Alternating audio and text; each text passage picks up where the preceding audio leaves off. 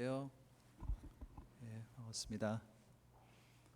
옆에 계신 분들 잠깐 인사 나누는 시간 갖도록 하겠습니다. 좌우 옆에 앞뒤로 보시고요. 잘 지내셨죠?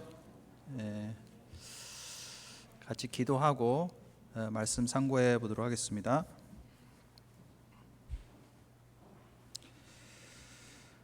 저희를 사랑하시는 자비로우시고 거룩하신 아버지 하나님, 참으로 감사를 드립니다. 영원한 멸망 가운데 살고 있었던 저희들을 불쌍히 여기심으로 또 구원하시고 또 흑암의 권세에서 건져내셔서 하나님의 사랑의 아들의 나라로 옮겨주심에 참으로 감사를 드립니다. 또 이 땅에서도 이 거룩한 무리 가운데 함께 거할 수 있도록 또 은혜를 베풀어 주시고 그 가운데 풍성한 은혜와 또 하나님의 그 사랑 가운데서 또 함께 즐거워하며 또 말씀으로 저희들을 더욱더 인도해 주시고 주님의 뜻을 깨달을 수 있도록 함께 해주심에 감사를 드립니다. 또 이 시간 같은 믿음과 같은 소망을 가지고 있는 형제 자매들 또 하나님의 말씀 앞에 모였습니다. 또 저희들에게 필요한 말씀으로 공급해 주시고 또한 하나님께서 저희들을 통해서 하시고자 하는 일이 무엇인지 또 말씀을 통해서 일깨워 주시고 또 그 뜻을 쫓아서 살아갈 수 있는 마음과 또한 능력도 허락하셨기를 간절히 부탁드립니다. 또 이 시간 또 참석하지 못한 분들 어디 있든지 또 있는 곳에서 또 먹든지 마시든지 무엇을 하든지 오로지 하나님의 영광을 위해서 살 수 있도록 그 마음을 지켜주시고 또 좌로나 우로나 치우치지 않고 오로지 말씀 위에 굳게 설 수 있도록 그 마음을 붙잡으시고 인도해 주시기를 간절히 부탁드립니다. 또 이 시간 또 주 성령님께서 또 친히 함께해 주시고 도와주기를 간절히 부탁드리며 예수님의 이름으로 감사하며 기도드렸습니다. 아멘. 성경 말씀 출애굽기 34장 같이 찾아보시겠습니다. 구약성경 출애굽기 34장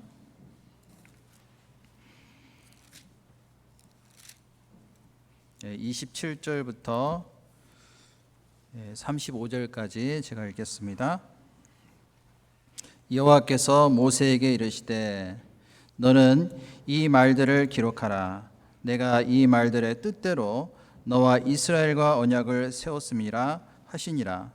모세가 여호와와 함께 40일 40야를 거기 있으면서 떡도 먹지 아니하였고 물도 마시지 아니하였으며 여호와께서는 언약의 말씀 10개를 그 판들에 기록하셨더라. 모세가 그 증거의 두 판을 자기 손에 들고 시내산에서 내려오니 그 산에서 내려올 때 모세는 자기가 여호와와 말씀하셨음을 인하여 얼굴 꺼풀에 광채가 나나 깨닫지 못하였더라. 아론과 온 이스라엘 자손이 모세를 볼 때 모세의 얼굴 꺼풀에 광채남을 보고 그에게 가까이 하기를 두려워하더니 모세가 그들을 부르니 아론과 회중의 모든 어른이 모세에게로 오고 모세가 그들과 말하니 그 후에야 온 이스라엘 자손이 가까이 오는지라. 모세가 여호와께서 시내산에서 자기에게 이르신 말씀을 다 그들에게 명하고 그들에게 말하기를 마치고 수건으로 자기 얼굴을 가리웠더라. 그러나 모세가 여호와 앞에 들어가서 함께 말씀하실 때는 나오기까지 수건을 벗고 있다가 나와서는 그 명하신 일을 이스라엘 자손에게 고하며 이스라엘 자손이 모세의 얼굴에 광채를 보는 고로 모세가 여호와께 말씀하러 들어가기까지 다시 수건으로 자기 얼굴을 가리웠더라. 잘 아시는 대로 그동안 코로나 바이러스 때문에 한동안 그 교회당에서 모이지 못하고 집회도 할 수 없었는데요. 다행히도 지난 6월 21일 날 그 전날이죠. 페이즈 2 행정명령이 내려져서 드디어 교회당에서 함께 말씀을 배우고 또 모일 수 있는 또 기회를 주셨습니다. 또 잘 아시는 대로 또 일주일 동안 최현호 목사님 또 모시고 함께 전도 집회를 또 함께 할 수 있는 시간을 가졌습니다. 말씀을 통해서 함께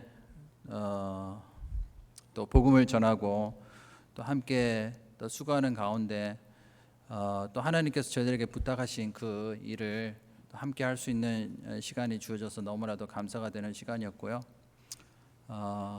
또 예상 외로 많은 분들이 오셨습니다. 처음에는 좀 많이 걱정을 했는데 그럼에도 불구하고 우리 식구들뿐만 아니라 또 새로 말씀을 듣기 위해서 오신 분들도 꽤 있는 걸로 이제 알고요.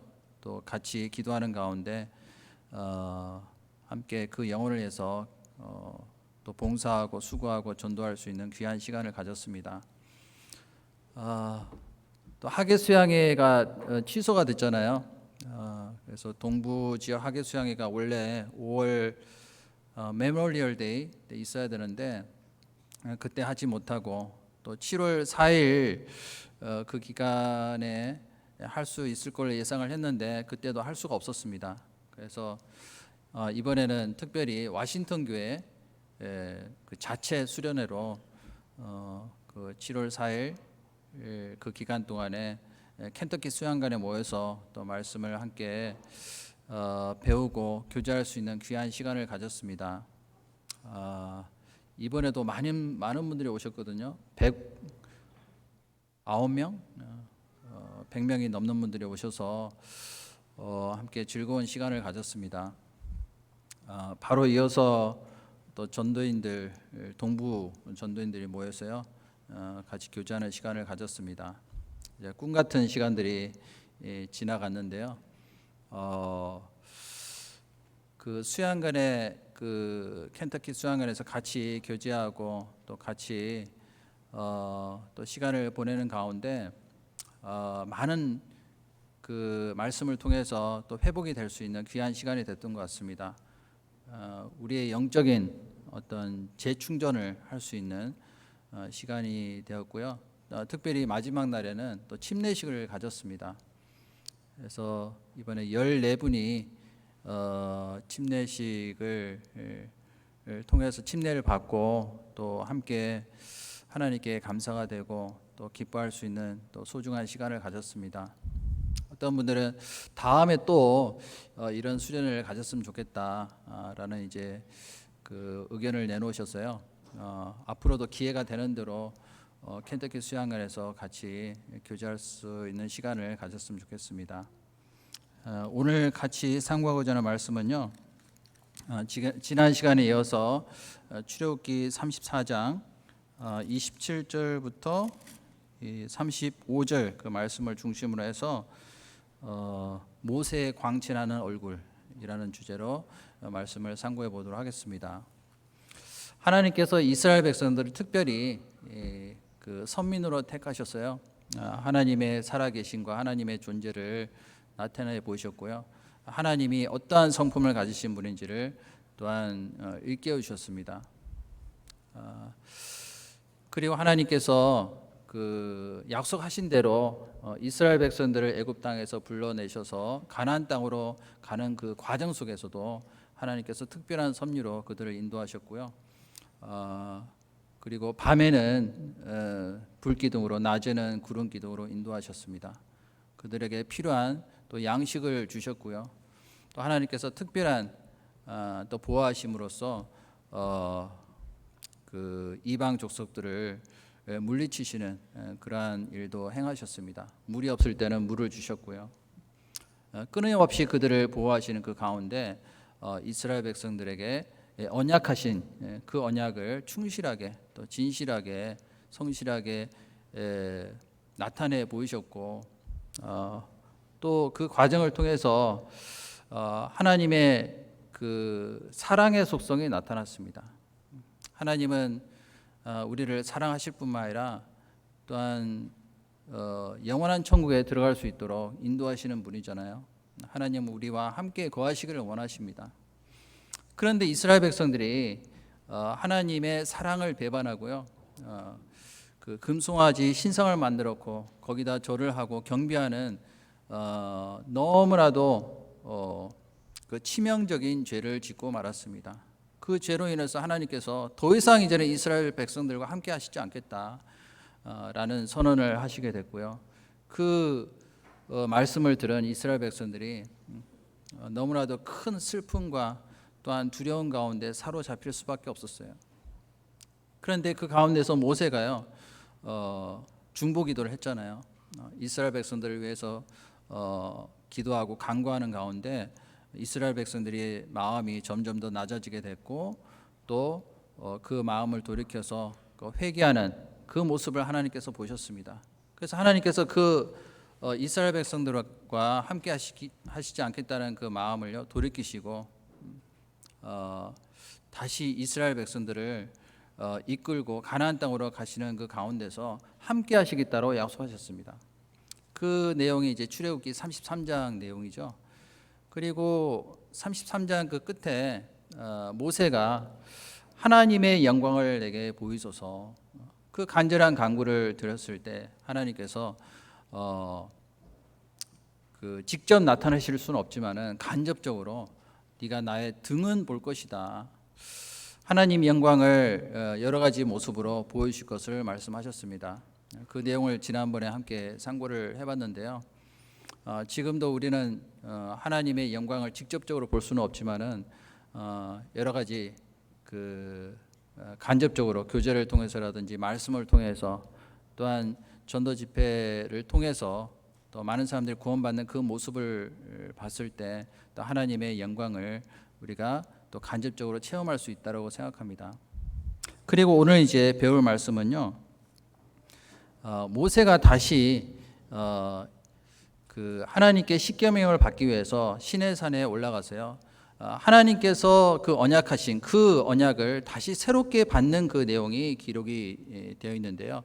그 내용을 통해서 우리에게 주시는 교훈이 무엇인지 살펴보도록 하겠습니다. 먼저 출애굽기 그 34장 1절에 보시면요.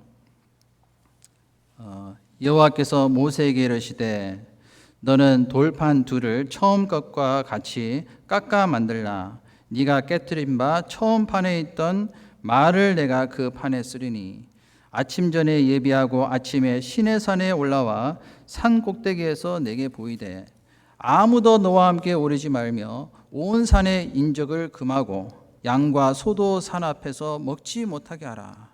모세가 돌판 둘을 처음 것과 같이 깎아 만들고 아침에 일찍이 일어나 그 돌판을 손에 들고 여호와의 명대로 시내산에 올라가니 하나님께서 이 세 번째로 십계명을 주시는 내용이 기록이 돼 있어요.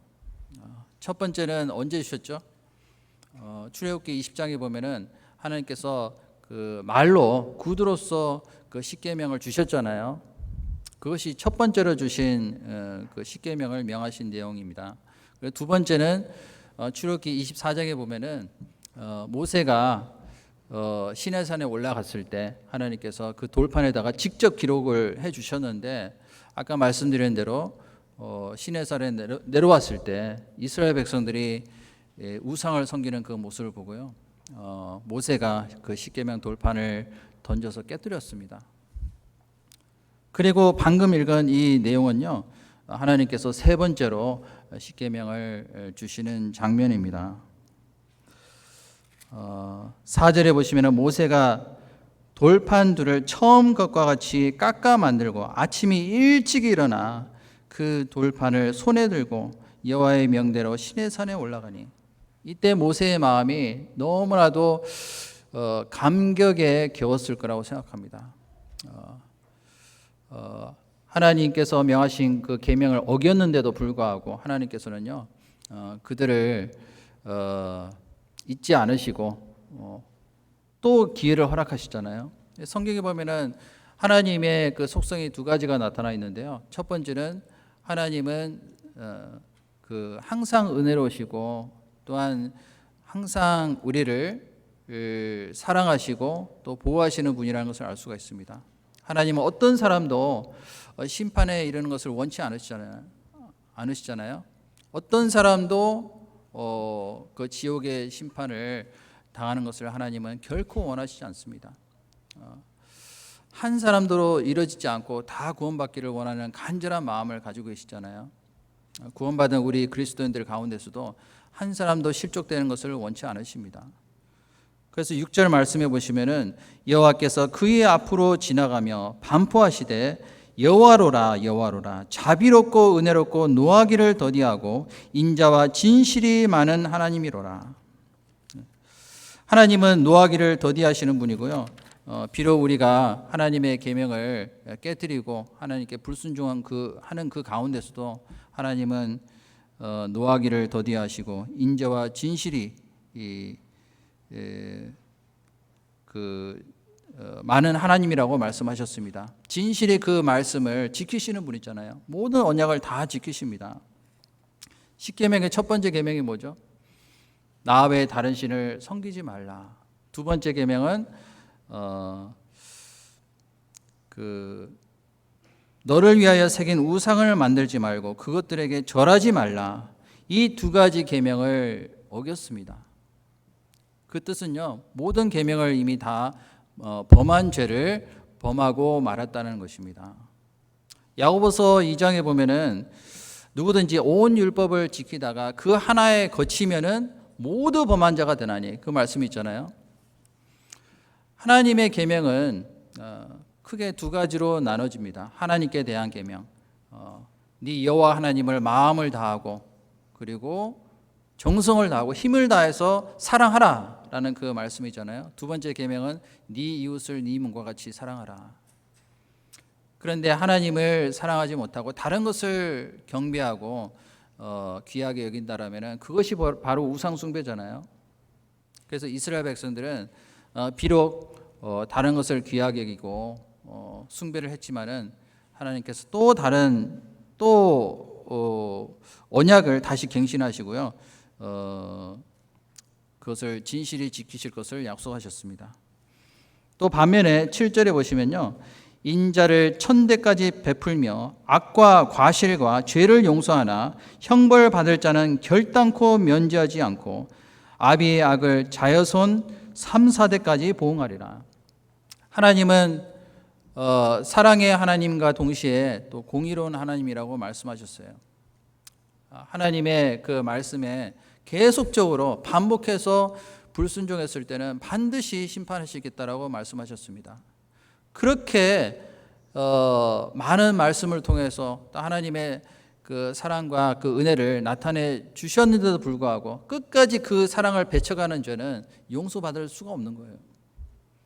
죄에 대함은 저희가 나를 믿지 않냐며, 예수님께서 우리를 대신해서 죽으신 그 크신 하나님의 그 구속 사역을요 받아들이지 않고 끝까지 그것을 배척하는 사람은요 결국에는 무서운 심판밖에 없습니다. 하나님의 형벌이 분명히 있을 거라고 경고를 하신 거예요. 하나님은 사람은 사랑하시지만은 죄까지 사랑하시지는 않거든요. 그 죄에 대해서는 반드시 하나님은요 대가를 받아야 될 것을 말씀하셨습니다. 죄의 삭은 사망이라고 말씀하셨잖아요. 그 죄에 대한 결과는 너무나도 가혹하고요 무섭다는 것을 우리가 기억해야 되겠습니다. 그리고 10절부터 17절 말씀은요 이것은 새로운 언약이 아니라 그 전에 했던 약속을 다시 한번 상기시키시는 내용이라고 볼 수가 있어요. 가나안 땅에 들어가게 됐을 때 그 땅의 거민들과 사귀지도 말고 또 언약을 세우지 말라고 말씀을 하셨어요. 15절에 보시면은 너는 삼가 그 땅의 거민과 언약을 세우지 말지니 이는 그들이 모든 신을 음란히 섬기며 그 신들에게 희생을 드리고 너를 청하면 네가 그 희생을 먹을까 함이며, 그 거민과 언약을 세우지 말고 또 그들이 섬기는 신을 음란히 섬기지 말라. 이 음란이라는 단어가 여기 나오는데요, 하나님 외에 다른 신을 섬기면 하나님은 질투하시는 질투의 하나님이라고 말씀하셨어요. 그 뒤에 16절에도 또 네가 그들의 딸들로 네 아들들의 아내를 삼음으로 그들의 딸들이 그 신들을 음란히 섬기며 네 아들로 그들의 신들을 음란히 섬기게 할까 함이니라. 그 음란이라는 단어가 계속 반복해서 기록이 되어 있는데요. 이것은 영적인 간음입니다. 야고보서 4장 4절에도 보면은 간음하는 여자들이요, 세상과 벗된 것이 하나님과 원수임을 너희가 알지 못하느냐. 세상과 벗이 되고자 하는 자는 하나님과 원수된다라고 말씀하셨어요.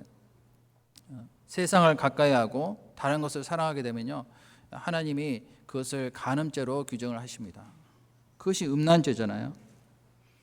그래서 철저히 구별될 것을 말씀하셨습니다. 창세기 1장에 보면은 하나님께서 빛을 보셨을 때 그 빛으로 인해서 좋았더라라고 말씀하셨잖아요. 빛과 어둠이 나눠졌을 때 구별되는 그 모습을 보시고 좋았더라. 또 궁창 위에 있는 물과 궁창 아래에 있는 물을 나누셨잖아요.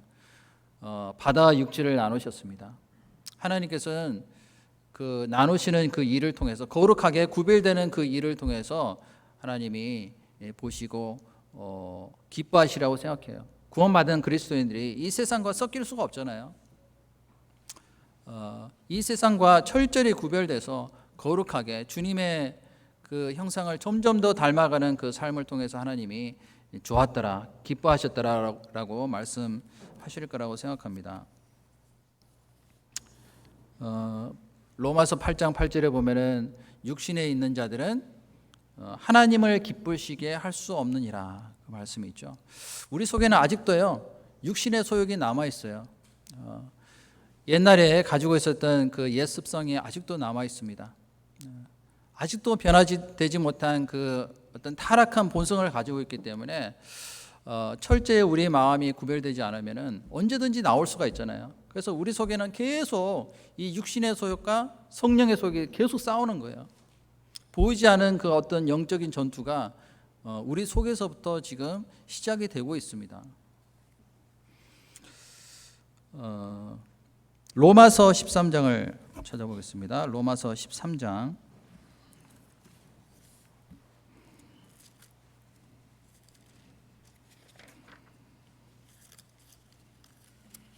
로마서 13장 11절.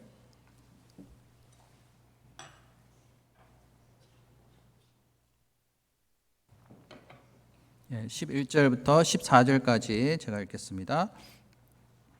또한 너희가 이 시기를 알거니와 자다가 깰 때가 벌써 되었으니 이는 이제 우리의 구원이 처음 믿을 때보다 가까웠음이니라. 밤이 깊고 낮이 가까웠으니 그러므로 우리가 어두움의 일을 벗고 빛의 갑옷을 입자. 낮에와 같이 단정히 행하고 방탕과 술 취하지 말며 음란과 호색하지 말며 쟁투와 시기하지 말고. 14절 말씀 같이 읽겠습니다. 오직 주 예수 그리스도로 옷 입고 정력을 위하여 육신의 일을 도모하지 말라. 11절에 보면 너희가 이 시기를 알거니와, 특히 우리 시대는요, 너무나도 그 악이 충만한 시대라고 볼 수가 있어요. 어두운 가운데서 사람들이, 흑암 가운데 하나님을 알지 못하고 오로지 육신의 정력을 위해서만 살고 있잖아요. 그 가운데서 우리는 깨어서 빛의 갑옷을 입고 단정히 행하라고 말씀하셨습니다. 방탕과 술 취하지 말며. 누가복음 21장에 보면 너희는 스스로 조심하라. 그렇지 아니하면 방탕과 술 취함과 생활의 염려로 마음이 둔하여지고. 점점 이제 마음이 둔하여지잖아요. 그러면은 이 세상과 구별되지 못하고 섞여서 살아갈 수가 있어요. 육신의 소욕을 쫓아서 살아갈 수가 있습니다. 그것이 하나님께서 보시기에 영적인 간음죄인 거예요. 세상과 벗이 되고자 하는 자는 하나님과 원수됨을 너희가 알지 못하느냐. 너희를 시기하기까지 사모하신다는 말씀을 너희가 헛된 줄로 생각하느냐. 우리 속에 거하시는 그 성령도요, 때로는 근심하십니다. 한탄하십니다. 죄 가운데 빠져서 하나님과 점점 멀어졌을 때 하나님께서 가장 근심하시고 한탄하시고 슬퍼하실 거라고 생각이 듭니다. 베드로전서 4장도 보겠습니다. 베드로전서 4장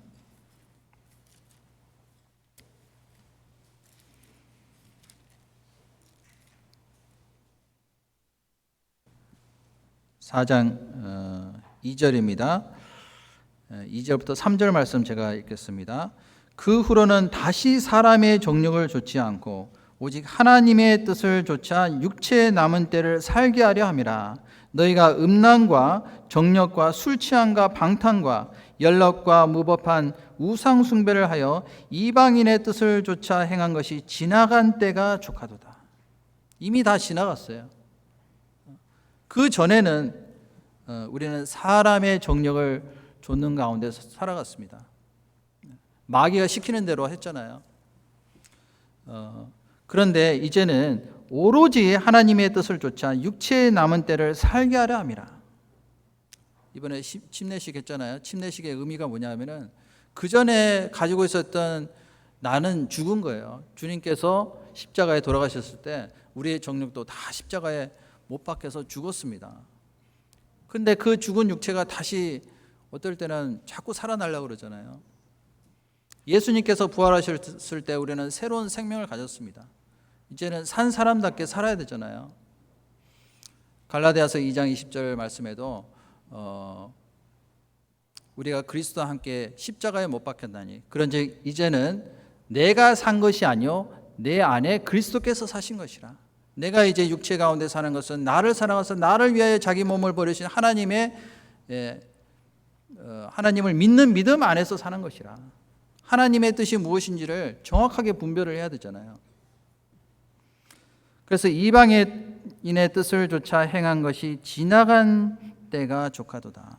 이제는 다시는 이 세상과 타협해서는 안 되잖아요. 그래서 하나님께서 새로운 언약을 세우시고 다시 한번 상기시키시는 거예요. 이제 가나안 땅에 들어가서는 다시는 그 땅의 거민들과 사귀지도 말고 또 언약도 세우지 말라고 말씀하셨어요. 하나님이 가장 싫어하시는 것이 섞이는 거잖아요. 노아 시대 때도 사람의 아들과 또한 사람의 딸과 하나님의 아들이 섞였잖아요. 그러므로 인해서 하나님께서 보시기에 악하다라고 말씀하셨어요. 결국에는 그 죄 때문에 온 세상이 물 심판을 받고 저주를 받고 또 멸망당하는 그러한 그 사건이 있었잖아요. 고린도후서 6장에도 보면은 너희는 믿지 않는 자와 멍에를 같이 하지 말라. 의와 불법이 어찌 함께하며 그리스도와 벨리알이 어찌 사귀며 믿는 자와 믿지 않는 자가 어찌 상관하며 하나님의 성전과 우상이 어찌 일치가 되리요. 절대로 일치될 수가 없거든요. 저는 이번에 그 켄터키 수양관에 가서 우리 구원받은 그리스도인들만 모여서 교제하고 또 함께 음식을 나누며 또 말씀을 듣는 그 순간에 느낀 것은요, 여기가 천국이구나. 함께 그 동거하고 함께 생활하는 가운데 그 가운데서 마음에 평안이 생기잖아요. 하나님께 감사하는 마음이 더 많이 넘쳤습니다. 그 가운데서는요, 근심과 염려와 불안과 또한 두려움이라는 것은 전혀 있을 수가 없잖아요. 하나님께서는 우리 가운데 두루 거하시며 하나님이 우리의 주님이 되셨고 우리는 그의 백성이 되리라라고 말씀하셨어요. 그것이 바로 하나님이 원하시는 뜻이라고 할 수가 있습니다. 그 그리스도의 그 몸된 교회 가운데 거할 때 거기서 우리는 공급하심을 받을 수가 있잖아요. 그 가운데서 그리스도는 점점 성장해서 하나님의 사람으로 귀하게 쓰임을 받을 수가 있습니다. 그리고 이제 또 세 번째 하나님께서 약속하신 그 언약은요, 이스라엘 백성들은 해마다 세 가지 절기를 지켜야 됩니다. 이스라엘의 절기가 몇 가지가 있죠? 7절기가 있습니다. 그 중에서 이스라엘 백성들 중에서 성인 남자는 반드시 이 세 가지 절기가 되면은 하나님 앞에 나아가야 돼요. 첫 번째 절기가 뭔지 혹시 기억나시나요? 작년에 배웠었는데, 코러스 때 배웠었는데 다 기억나실 거라고 믿습니다. 첫 번째가 바로 무교절입니다. 6월절 그 다음 날이 무교절이잖아요. 6월절을 포함해서 이 무교절이 되면은 7일 동안에는 누룩이 없는 떡을 먹어야 돼요. 그리고 그 누룩이 없는 떡을 먹을 뿐만 아니라 집안에 누룩이 있으면 다 제해야 됩니다. 완전히 다 없애야지만이 이 하나님의 절기를 완전하게 지켰다라고 할 수가 있어요. 출애굽기 34장으로 다시 돌아가겠습니다. 출애굽기 34장 18절입니다.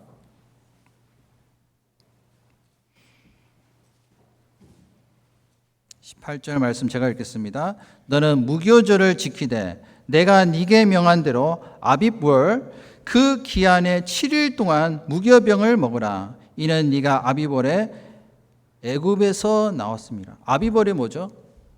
이스라엘 백성들이 그 애굽 땅에서 나오는 그 날을 기점으로 해서 이제 새로운 해가 시작이 된 거예요. 새로운 날이 시작이 됐습니다. 아비비라는 뜻은 봄이라는 뜻이죠. 이스라엘에 지금 텔아비브라고 있는데요. 텔아비브라는 뜻이 뭐냐면 봄의 언덕이라는 뜻이에요. 텔이라는 뜻이 이제 언덕이라는 뜻이잖아요. 아빕, 봄입니다. 그러니까 새로운 시작이죠. 생명이 다시 시작이 되고 약동하는 그 계절이잖아요. 그래서 아비벌 그 기한에 7일 동안 무교병을 먹으라. 이 7일은 무엇을 의미할까요? 7일은 우리 삶 가운데서 계속 반복이 되고 있습니다. 그 일주일이 계속 반복이 되잖아요. 그 똑같은 패턴이 계속돼서 반복되는 것이 바로 7일입니다. 이것은 우리 전생의 평생을 통해서 무교병을 지키라는 말씀이에요. 지난주에 주일 됐는데 또 주일 됐잖아요. 시간이 굉장히 빨리 지나가죠. 그래서 우리의 삶이 하나님 앞에서 빠르게 지나가고 있습니다. 그 가운데서 7일 동안뿐만 아니라 우리 삶 전체를 통해서 우리 삶 가운데 누룩이 있으면 그것을 완전히 제하라고 말씀하셨어요. 누룩이 뭘까요? 누룩은 이 빵 속에 이제 집어넣어서 그것을 부풀게 하는 어떤 성격을 가지고 있는 식재료잖아요. 마찬가지로 아주 자그마한 그 죄라 할지라도 그것을 용납하게 되면은 우리의 삶을 전체를 부패하게 할 수도 있기 때문에 누룩을 제하라고 말씀하셨어요. 아무리 작은 죄라 할지라도 그것을 받아들이면 안 되겠죠. 용납해서는 절대로 안 되겠습니다.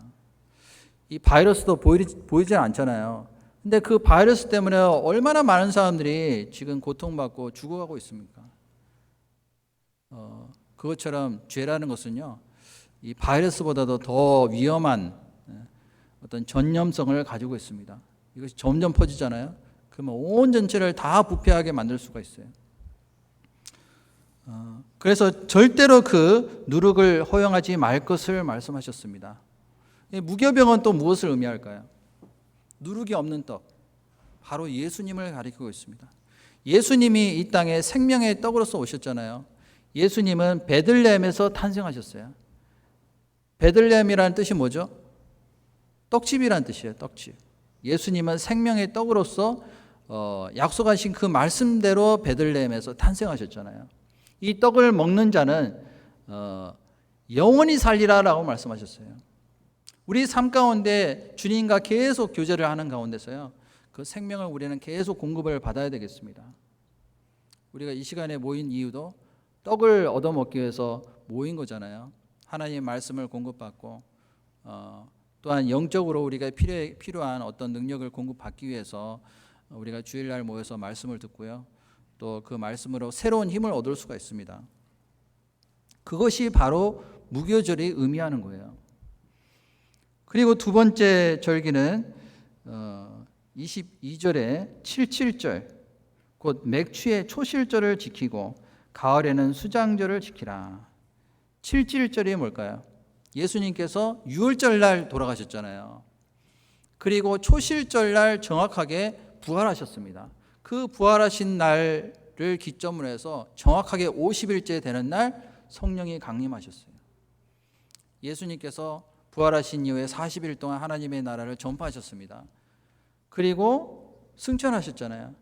승천하신 그 이후에 정확하게 10일이 지난 이후에 예루살렘에서 120명이 이 다락방에서 기도를 하는 가운데 그 성령이 불과 같이 그들에게 임했습니다.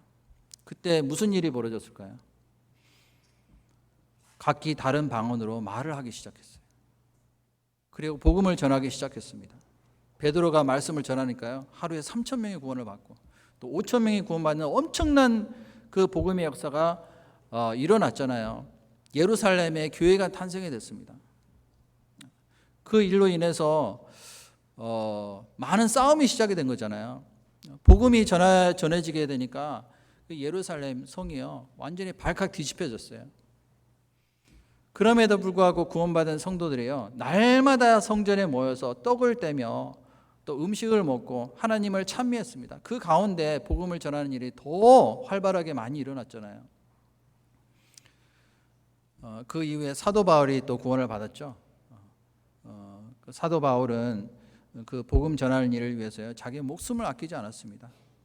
성령의 능력이 없으면요, 그렇게 할 수가 없는 거예요. 그 동일한 성령이 우리 교회 가운데서도 역사하십니다. 참 요즘에 너무나도 답답한 일이 뭐냐면요, 이 복음을 막 전해야 되는데 너무나도 많은 제약이 있어요. 여러 가지 통제가 있기 때문에 복음을 전할 수 있는 자유도 많이 제한이 되고요. 또 사람을 만나는 것도 사람들이 꺼려하고 그렇기 때문에 참 우리 시대만큼 복음을 전하는 것이 힘든 시대는 없는 것 같아요. 그럼에도 불구하고 하나님께서 우리에게 기회를 주셨잖아요. 이번 전도 집회를 통해서 기적적으로 또 많은 분들이 말씀을 듣고 또한 그 가운데 다만 몇 명이라도 구원받는 역사가 있었을 거라고 생각이 듭니다. 지금도 말씀을 듣고 계셔요. 혹 그 말씀을 듣고 집회 말씀을 듣고도 깨닫지 못하는 분들이 계십니다. 하지만 우리는 지속적으로 계속 기도를 해야 되겠죠. 그 영혼이 구원받는 그 일을 위해서 함께 합심하고 또한 수고하는 가운데 분명히 하나님께서 우리에게 또 다른 열매를 허락하실 거라고 생각합니다. 그것이 바로 순종이잖아요. 또한 성령이 임하셨을 때요, 어떤 일이 벌어질까요? 우리의 몸은 우리의 것이 아니라 이제 성령의 전이 됐습니다. 더 이상 이제는 육신의 소욕을 쫓아서 사는 것이 아니라 성령의 소욕을 쫓아서 사는 것이 마땅하겠죠. 누구든지 그리스도의 영이 없으면 그리스도의 사람이 아니라고 말씀하셨잖아요. 하나님의 영으로 인도함을 받는 그들은 하나님의 사람이라.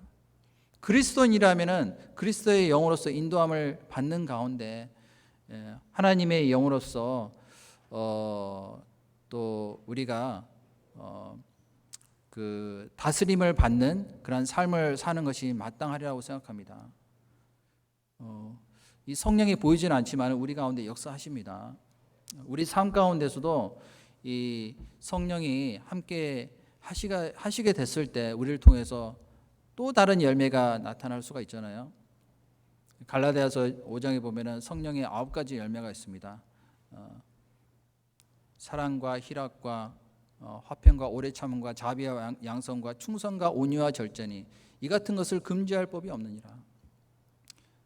그 성령의 어떤 열매가 우리 가운데서 나타나게 됐을 때 비로소 우리를 통해서 또 다른 열매가 탄생될 수 있을 거라고 생각합니다.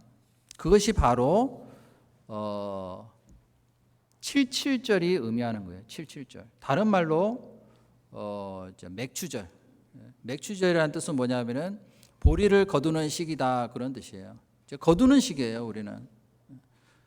예수님께서 그 밭을 보라라고 말씀하셨잖아요. 추수할 것은 많되 일꾼이 적다.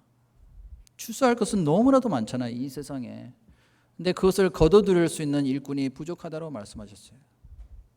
우리 그리스도인들이 그 일을 해야 되잖아요.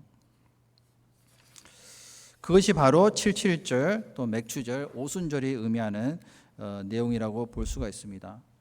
오직 성령이 너에게 임하시면 너희가 권능을 받고 예루살렘과 온 유대와 사마리아와 땅끝까지 이르러 내 증인이 되게 하리라.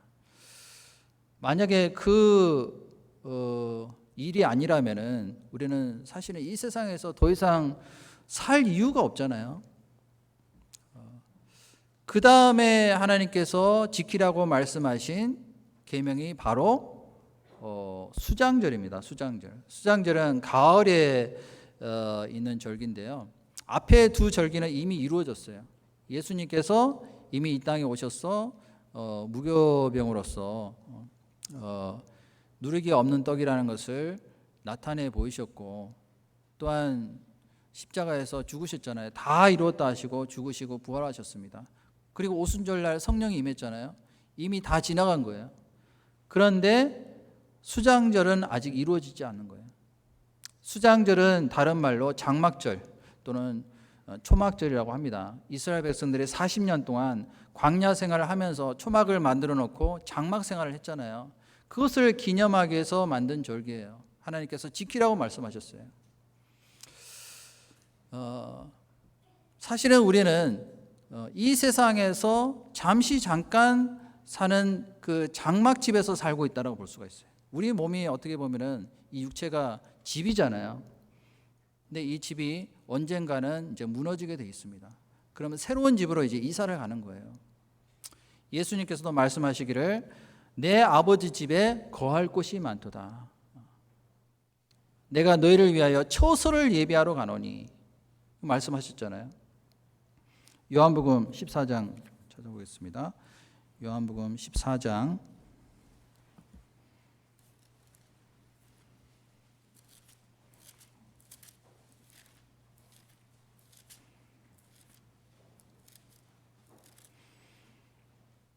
14장 1절입니다.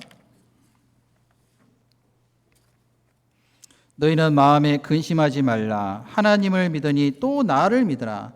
내 아버지 집에 거할 곳이 많도다. 그렇지 않으면 너에게 일렀으리라. 내가 너희를 위하여 처소를 예비하러 가느니. 3절은 같이 읽겠습니다. 가서 너희를 위하여 처소를 예비하면 내가 다시 와서 너희를 내게로 영접하여 나 있는 곳에 너희도 있게 하리라. 다시 오신다고 말씀하셨잖아요. 자, 초림하신 그 예수님이 다시 재림하실 것을 약속하신 내용이에요. 다시 와서. 언제 다시 오실까요? 언젠지는 모르지만 너무나도 가까웠습니다. 주님이 오실 날이 너무나도 가까웠어요. 너희를 내게로 영접하여 나 있는 곳에 너희도 있게 하리라. 내가 가는 곳에 그 길을 너희가 알리라. 이제는 아픔도 없고 또 슬픔이나 고통하는 것이나 애통하는 것이나 눈물이 없는 곳으로 우리를 인도하시겠다라고 약속하셨어요. 하나님과 영원히 그 죄가 없는 곳에서 함께 거할 수 있도록 우리에게 그 약속하신 내용이잖아요. 그 유월절, 무교절, 또 초실절, 오순절은 정확하게 성경에 말씀하신 대로 이루어졌습니다. 그 말씀대로 앞으로 이루어지게 될 이 절기도 반드시 이루어질 것을 우리는 믿습니다. 이제 이스라엘 백성들은요, 광야 생활을 하는 동안에 이제 절기를 지키라고 말씀하셨기 때문에 항상 그것을 염두에 두고 있었을 거라고 생각합니다. 그래서 가나안 땅으로 그 하나님께서 들어가게 그 하실 때까지 그 약속을 계속 마음에 두고 상기했을 거라고 생각합니다.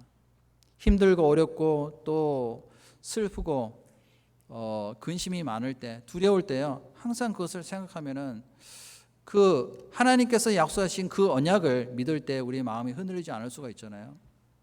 우리는 때로는 약속한 것을 지키지 않을 때도 있습니다.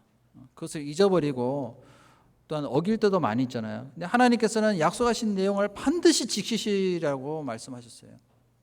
민수기 24장 16절에 보면은 하나님은 인생이 아니시니 시건치 아니하시고 인자가 아니시니 후회가 없으시도다. 어찌 그 말씀하신 바를 행치 아니시며 하신 말씀을 실행치 아니하시라. 반드시 하신 말씀을 이루시고 실행하시기로 약속하셨어요. 하나님은 진실하신 분이잖아요. 이스라엘 백성들은 하나님의 말씀을 계속 그 상기했을 때 비록 광야에서 힘들고 또 어렵고 어떨 때는 피곤하고 포기하고 싶을 때도 있지만 그 말씀을 기억함으로 인해서 끝까지 견디고 이겨낼 수가 있었잖아요. 때로는 불평하고 또 힘들 때 또 원망하고 또 좌절할 때도 있었을 거라고 생각합니다. 시리에 빠질 때도 있잖아요. 그때 그 말씀으로 우리에게 용기를 주시잖아요. 힘과 능력을 다시 주십니다. 이번에 켄터키 수양관에 수련회를 가졌잖아요. 그 가운데 우리가 다시 새로운 힘을 받았잖아요. 하나님께서 약속하신 것이 무엇인가 말씀을 통해서 우리에게 또 새롭게 힘을 공급해 주셨습니다. 교제를 통해서 다시 그 신앙이 회복이 되는 그런 과정이 분명히 있어야 되거든요. 근데 이게 이제 좀 오래 가야 되는데 또 시간이 지나면 또 흐지부지해져요. 그래서 계속 우리는 반복해서 그 말씀을 우리는 상기해야 되겠습니다. 또 출애굽기 34장으로 다시 돌아가서요.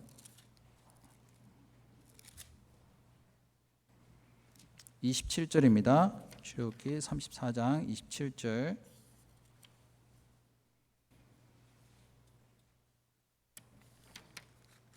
여호와께서 모세에게 이르시되 너는 이 말들을 기록하라. 내가 이 말들의 뜻대로 너와 이스라엘과 언약을 세웠음이라 하시니라. 모세가 여호와와 함께 40일 40야를 거기 있으면서 떡도 먹지 아니하였고 물도 마시지 아니하였으며 여호와께서는 언약의 말씀 곧 십계를 그 판들에 기록하셨더라. 하나님께서 다시 이스라엘과 언약을 세우셨어요. 그리고 그 언약을 받기 위해서 모세가요 시내산에 올라가서 또 40일 동안 아무것도 먹지 못하고 또 마시지도 않았습니다. 도합 며칠 동안 있었을까요? 40일 동안 시내산에 있다가 다시 내려왔잖아요. 그러니까 십계명이 깨졌잖아요. 다시 올라간 거예요. 총 80일 동안 이 모세는요 하나님과 거하면서 하나님의 계명을 받았습니다. 근데 그 동안에 아무것도 먹지도 않았어요. 그런데 신기하게도 29절에 보시면은 모세가 그 증거에 두 판을 자기 손에 들고 시내산에서 내려오니 그 산에서 내려올 때 모세는 자기가 여호와와 말씀하셨음을 인하여 얼굴 꺼풀에 광채가 나나 깨닫지 못하더라. 자기도 깨닫지 못했지만은 자기도 모르는 사이에 얼굴에 꺼풀에서 광채가 났어요. 다이어트 해보신 분, 우리가 이틀만 안 먹잖아요. 그러면은 얼굴이 채채해집니다. 기진맥진하죠. 아무런 힘이 없는 거예요. 근데 모세는요 희한하게도 40일 동안 아무것도 먹지 않고 마시지도 않았는데도 불구하고 얼굴에요 이 광채가 났습니다. 얼마나 광채가 심했냐면요 30절에 보시면은 아론과 온 이스라엘 자손이 모세를 볼 때 모세의 얼굴 꺼풀에 광채 남을 보고 그에게 가까이 하기를 두려워하더니 모세를 보고 가까이 하기를 두려워할 정도로 광채가 밝게 빛났어요. 그때 당시에 이스라엘 백성들의 그 숫자가 200만 명인데요. 그 가운데서 이 모세의 그 얼굴에 빛이 나는 그 모습을요 다 봤을 거라고 생각합니다. 너무나도 그 광채가 환하게 비쳤기 때문에.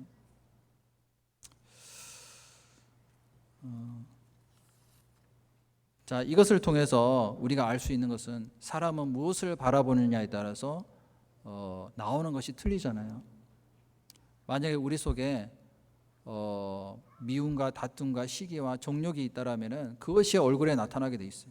근심과 불안과 초조한 그런 마음이 있잖아요. 얼굴에 당장 나타나게 돼 있습니다. 요즘에 뭐 마트에 가서 휴지만 없어도 불안하잖아요. 초조해지고 사람의 마음은 항상 불안해요. 두려워하고. 그런데 그 가운데서도 주님을 바라보고 하나님을 가까이 하는 가운데요. 그 모든 근심과 또한 걱정이 다 사라질 수가 있습니다. 오히려 얼굴에 광채가 났어요. 그래서 나중에 이제 수건으로 가렸잖아요. 여기 계신 분들도 다 지금 가리우셨는데요.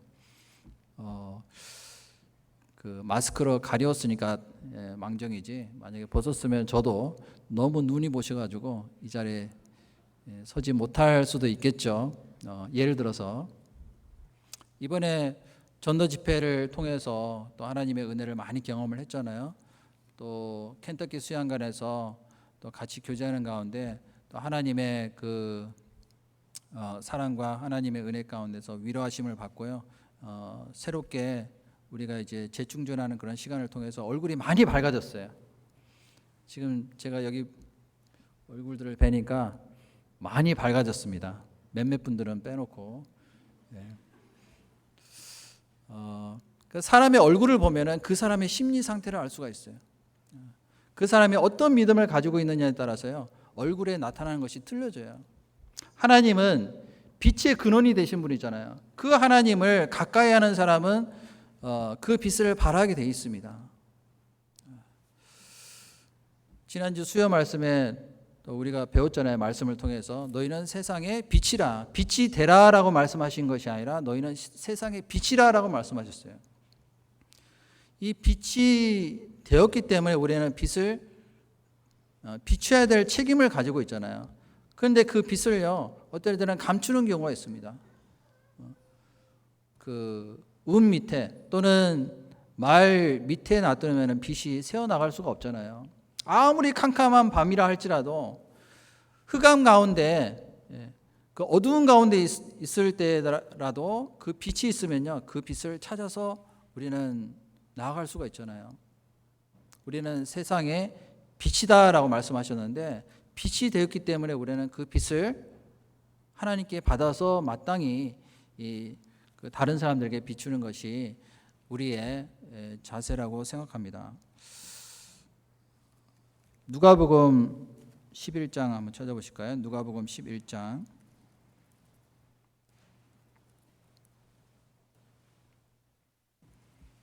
33절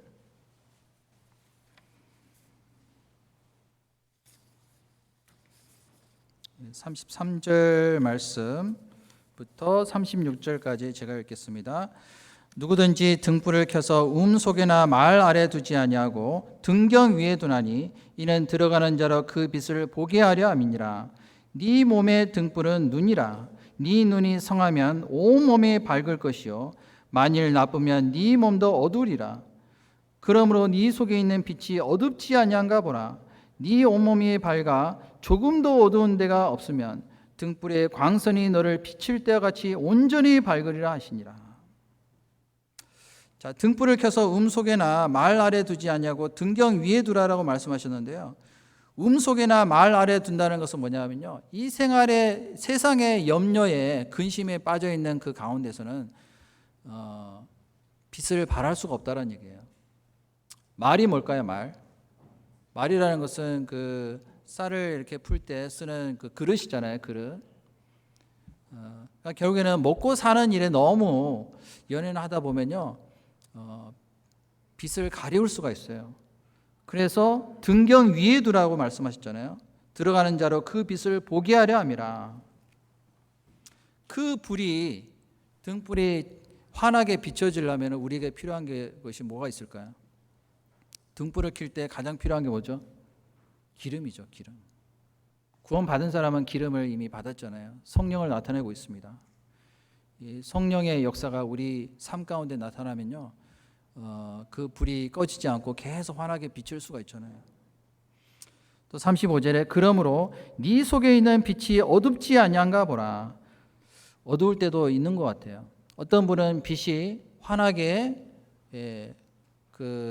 바라는 분도 있고 그렇지 않은 분도 있을 수도 있기 때문에 이렇게 말씀하셨습니다.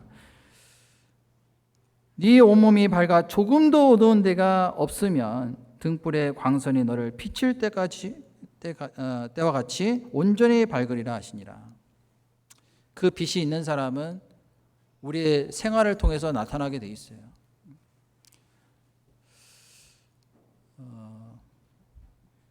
그 다니엘은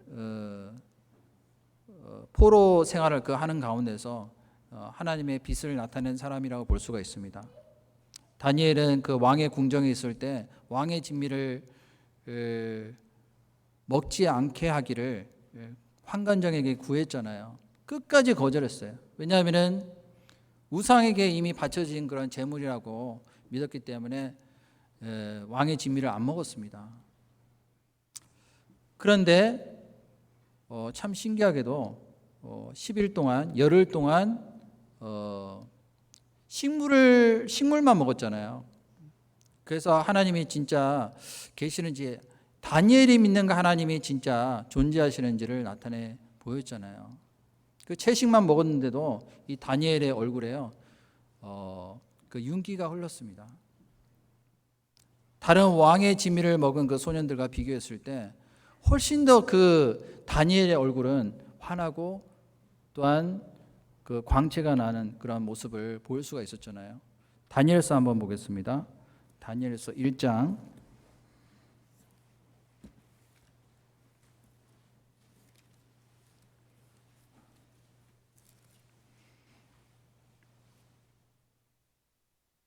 12절입니다. 다니엘서 1장 12절부터 16절까지 제가 읽겠습니다. 청하오니 당신의 종들을 열흘 동안 시험하여 채식을 주어 먹게 하고 물을 주어 마시게 한 후에 당신 앞에 우리의 얼굴과 왕의 진미를 먹는 소년들의 얼굴을 비교하여 보아서 보이는 대로 종들에게 처분하소서 하며 그가 그들의 말을 쫓아 열흘을 시험하더니 열흘 후에 그들의 얼굴이 더욱 아름답고 살이 더욱 윤택하여 왕의 진미를 먹는 모든 소년보다 나아 보인지라. 이러므로 감독하는 자가 그들에게 분정된 진미와 마실 포도주를 제하고 채식을 주니라. 참 놀라운 말씀이죠. 채식을 했다는 것은 뭐 고기도 먹지 않고 오로지 이제 식물만 먹었잖아요. 그럼에도 불구하고 왕의 진미가 얼마나 화려했겠어요. 그것을 먹은 그 소년들과 비교했을 때요, 오히려 그 얼굴이 더욱 아름답고 살이 더욱 윤택하여 왕의 진미를 먹는 모든 소년보다 나아 보인지라. 그로 인해서 다니엘은 자신이 믿는 하나님을 증거했습니다. 이 바벨론의 그 포로 생활을 하는 그 가운데요, 너무나도 정말 암울하잖아요. 그때 그 시대 상황이. 나라도 잃어버렸죠. 또 나라의 그 주권도 다 잃어버렸잖아요. 솔로몬이 세운 그 궁정, 그리고 성전이 완전히 불타서 없어져 버렸습니다. 이제 다시 돌아가서 그 나라를 세운다는 것은 뭐 상상할 수도 없는 일이잖아요. 그때 당시에 이 포로 생활을 하는 동안에 모든 소망이 다 사라져 버린 거예요. 그 가운데서도 다니엘은요, 믿음을 굳게 지켰습니다. 풀무불에 들어가는 그 상황에서도요, 다니엘은 끝까지 세상과 타협하지 않았어요. 하나님께서 보호해 주셨잖아요. 그 풀무불 가운데서도 하나님께서 다니엘을 보호해 주셨습니다. 사자굴에 들어가는 그 위험 가운데서도 하나님이 보호하셨잖아요. 사자의 입을 막으신 분이 누구예요? 하나님이시잖아요. 온갖 근심과 두려움이 가득한 그 얼굴이 되어야 마땅한데 그 가운데서도 이 다니엘은 믿음을 지켰습니다. 환난과 핍박 가운데서 믿음을 지킬 때 빛을 발할 수 있다는 것을 우리에게 말씀하시는 내용이잖아요. 또 신약 성경에 하나님의 빛을 발한 또 인물이 있습니다. 스데반은 예루살렘의 그 교회에 7 집사 중에 한 사람으로서 또 성령의 충만함을 받은 사람이잖아요. 이 스데반이 공회 앞에서 그 유대인들 앞에서 담대하게 복음을 전했잖아요. 하나님 말씀을 그 죽음을 무릅쓰고 전했습니다. 그 말씀을 들을 때 이 스데반의 얼굴이요, 천사의 얼굴처럼 보였다라고 말씀하셨어요. 사도행전 6장 찾아보실까요? 사도행전 6장 15절.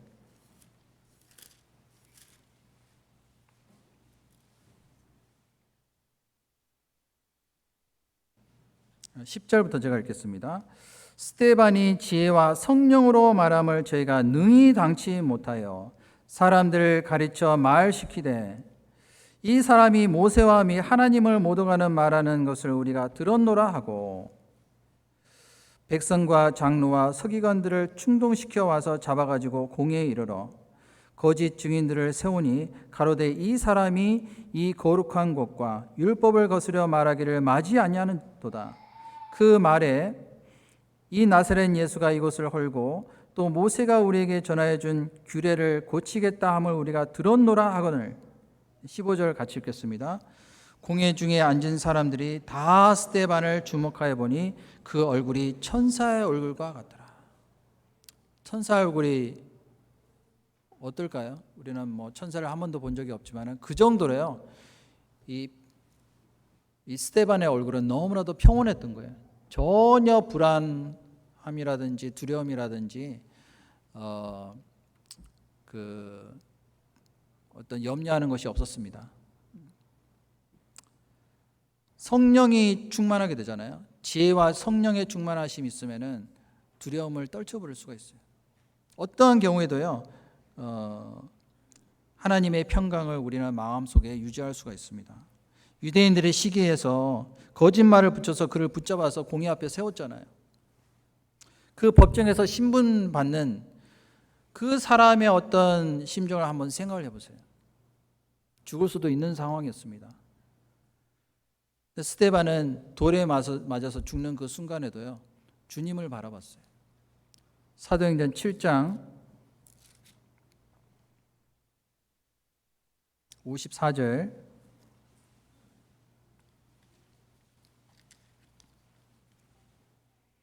저희가 이 말을 듣고 마음에 찔려 저를 향하여 이를 갈거늘 스데반이 성령이 충만하여 하늘을 우러러 주목하여 하나님의 영광과 및 예수께서 하나님 우편에 서신 것을 보고 말하되 보라 하늘이 열리고 인자가 하나님 우편에 서신 것을 보노라 한대. 이 성령의 그 강하게 임하셔서 역사했습니다. 성령이 충만하여 하늘을 우러러 주목하여 하나님의 영광과 및 예수께서 하나님 우편에 서신 것을 봤어요. 인자가 하나님 우편에 서신 것을 보노라 한데, 또 60절에 보시면은 무릎을 꿇고 크게 불러 가로되 주여 이 죄를 저들에게 돌리지 마옵소서 이 말을 하고 자니라. 그 순간에도 이 스데반은요, 하늘을 우러러서 주목하여 봤습니다. 하나님의 영광과 예수님께서 그 보좌 우편에 서신 것을 봤어요. 사람은요, 무엇을 바라보느냐에 따라서 얼굴이 어두워질 수도 있고 또한 빛을 환하게 발할 수도 있습니다. 상황과 형편을 바라보면요, 절대로 그 스데반의 얼굴이 그렇게 환하게 비춰질 수가 없잖아요. 아무리 어렵고 두려운 상황 속에서도 주님을 바라보면 그 얼굴에서 광채가 납니다.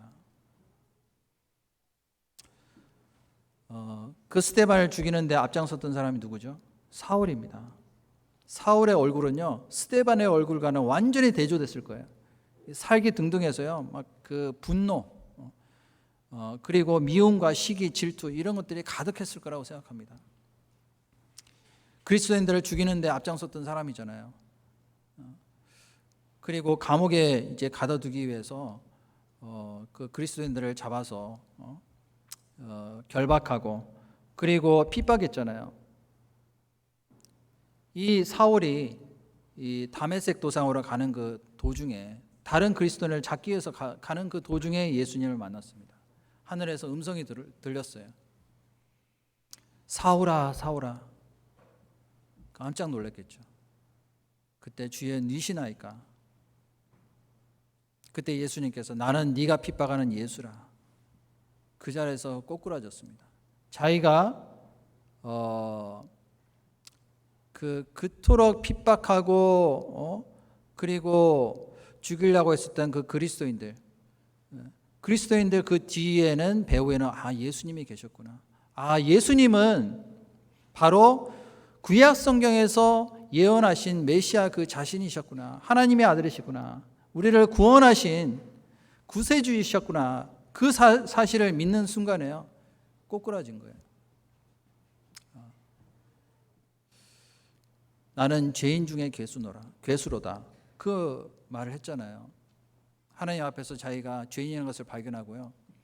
그 강한 빛을 받았을 때 이 사울의 눈이 멀어버렸습니다. 사흘 동안 아무것도 보지도 못하고 먹지도 못했어요.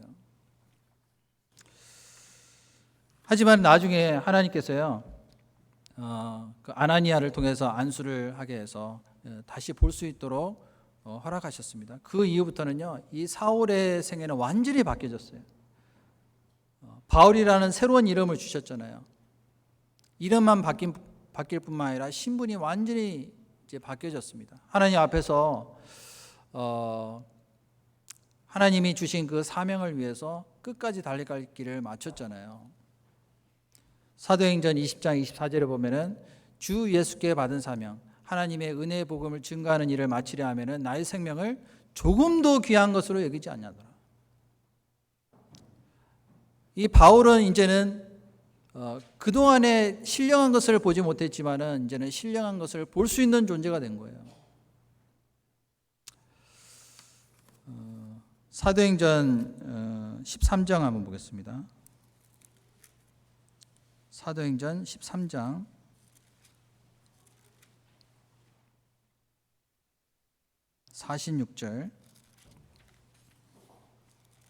46절부터 제가 읽겠습니다.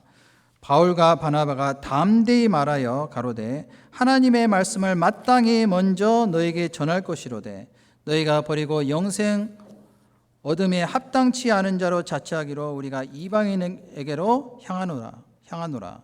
주께서 이같이 우리를 명하시되 내가 너를 이방의 빛을 삼아 너로 땅끝까지 구원하게 하리라 하셨느니라.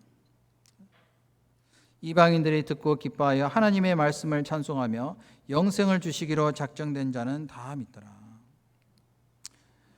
바울은요, 복음을 전하는 그 과정 속에서 얼마나 많은 핍박이 있었는지 모릅니다.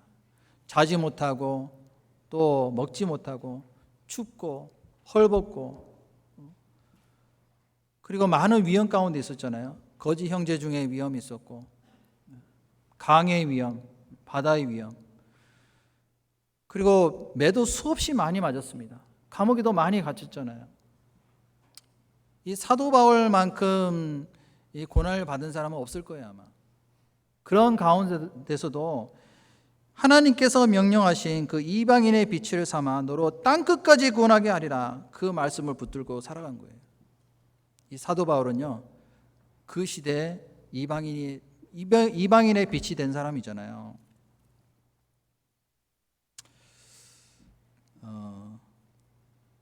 그는 죄수의 몸으로 로마에 잡혀갔습니다.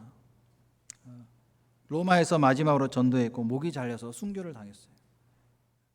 죽는 그 순간까지 주님의 빛을 전했습니다. 이방인의 사도로서 열방을 비추는 빛이 된 사람이 바로 사도 바울이잖아요. 그는 죽음을 두려워하지 않고 자기의 생명을 아끼지 않고 복음을 전하는 일을 위해서 담대히 살아간 그 우리에게 본이 된 어떤 사도잖아요. 디모데후서 4장에 보면은 내가 선한 싸움을 싸고 나의 달려갈 길을 마치고 믿음을 지켰으니 이제 후로는 나를 위하여 예비된 의의 면류관이 있으므로 주곧 그 의로우신 재판장이 내게 주실 것이요 내게만 아니라 주의 나타나심을 사모하는 모든 자에게니라. 그 면류관을 바라보고 살아간 사람이잖아요. 스데반의 이름의 뜻이 뭔지 아세요? 면류관이라는 뜻이에요. 스데반도 면류관을 바라보고 끝까지 달려갈 길을 마친 사람입니다. 사도 바울도 그 영원한 소망만을 바라봤어요. 의의 면류관을 바라봤습니다. 하나님의 영광이 그를 통해서 나타났어요. 예수님은 바로 하나님의 영광의 광채라고 말씀하셨어요.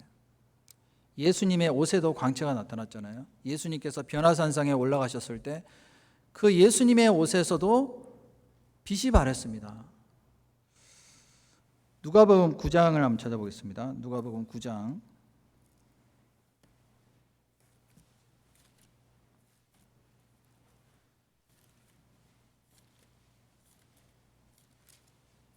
9장 28절,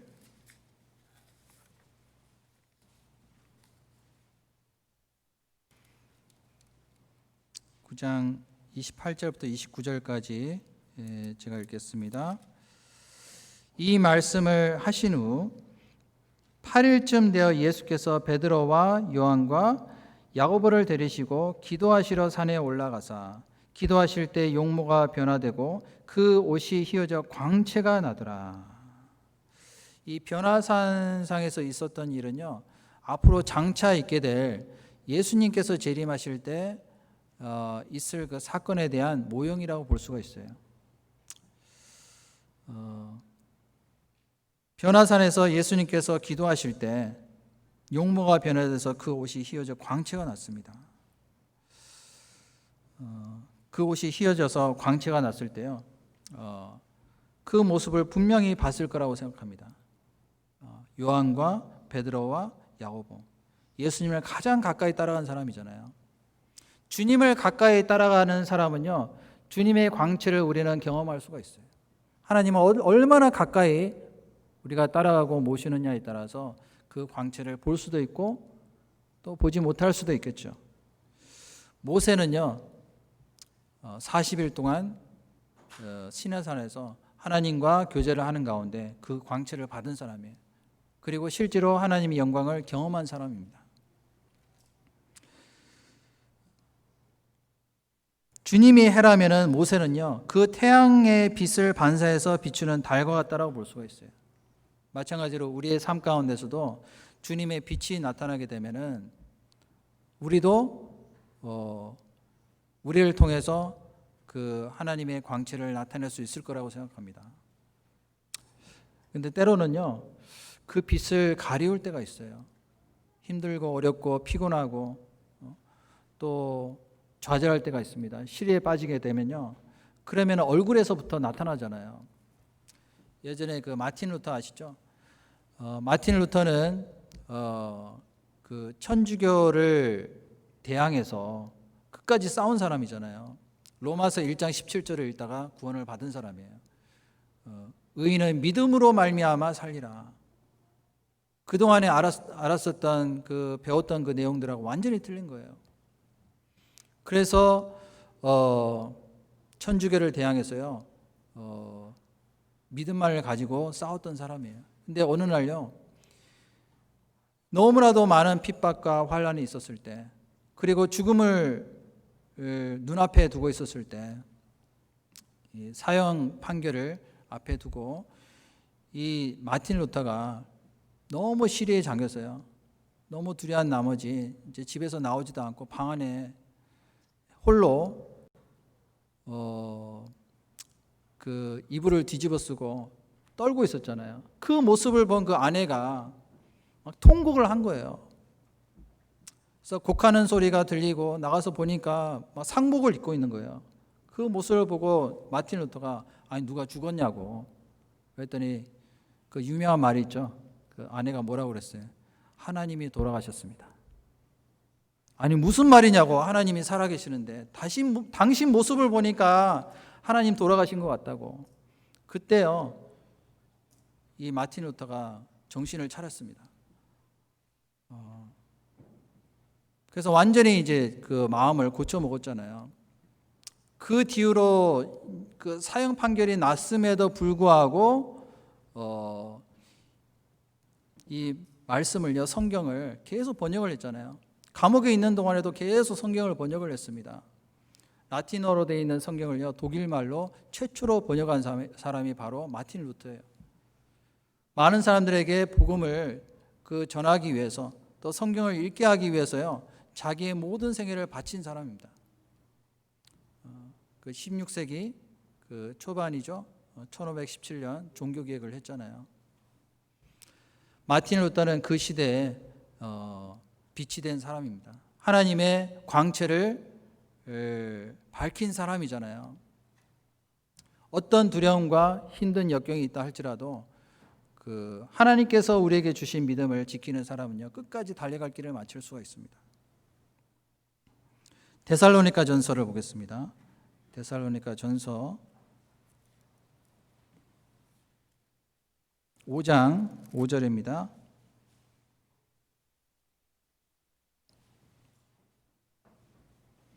5장 5절부터 8절까지 제가 읽겠습니다.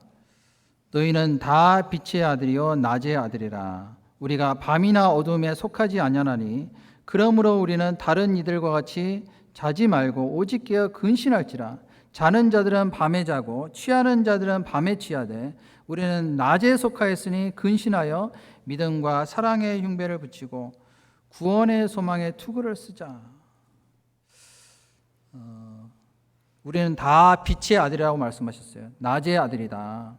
밤이나 어둠에 속하지 않았느니 우리는 다른 이들과 같이 자지 말고 오직 깨어 근신할지라. 만물의 마지막이 가까웠으니 너희는 정신을 차리고 깨어 근신하라 라고 말씀하셨잖아요. 우리가 살고 있는 이 시기만큼 암울한 시기는 없었을 거라고 생각합니다. 한국에요, 지금 수양회를 못해요. 학예 수양회가 캔슬이 돼버렸어요. 제가 구원받고 난 이후에 한 번도 학예 수양회가 캔슬한 적이 없어요. 한국에서. 이 미국에서도요, 점점 그 코로나 바이러스 확진자가 많이 생겨나고 있습니다. 어제 뉴스를 보니까 하루에 6만 3천 명 그 코로나 바이러스 그 검사를 해보니까 이제 파지티브로 결과가 나온 사람이 6만 3천 명이에요. 그 외에도 많은 사람이 있겠죠. 점점 더 이런 상황은요, 이 나빠질 수밖에 없습니다. 절대로 나아질 수가 없어요. 정치적으로도 지금 불안하잖아요. 경제적으로도 지금처럼 이 불안하고 또한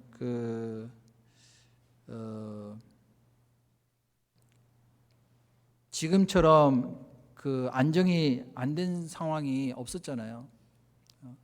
근데 그 가운데서도 우리는요, 믿음을 잃지 않고 끝까지 오직 깨어서 근신할지라라고 말씀하신 것처럼 주님의 빛을 바라는 삶을 우리의 삶을 통해서 나타내야 되겠습니다.